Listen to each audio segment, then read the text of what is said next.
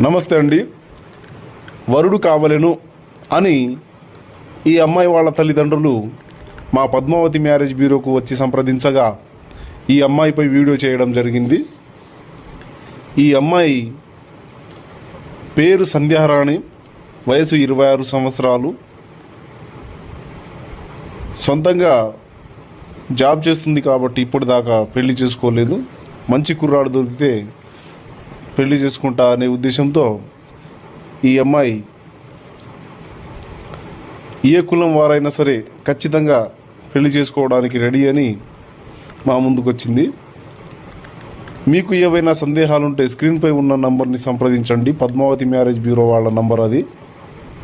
ఖచ్చితంగా మీ సందేహాలను తీర్చగలము. ఈ అమ్మాయి ఊరు గుంటూరు జిల్లా పిడుగురాళ్ల మండలం రుక్మిణీపురం గ్రామం.